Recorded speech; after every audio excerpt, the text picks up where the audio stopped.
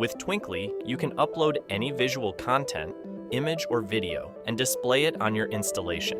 To do so, access your Twinkly account on the Twinkly web app on any browser from any device. Go to the gallery, then Custom tab on the left side panel and press the Upload button.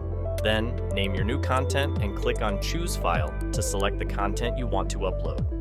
Once selected, press the Save button and your content will begin uploading to the cloud. Once uploaded, the effect will be available in your gallery and can be installed on your objects and installations. To install the effect, select the installation or object on which you want to install your uploaded content and then enter the Content Manager by pressing Manage. Then, choose Add New and select the content you want to install. Then press Add. You can also install multiple effects simultaneously. You'll see the effects appear in the Effects tab of the Content Manager.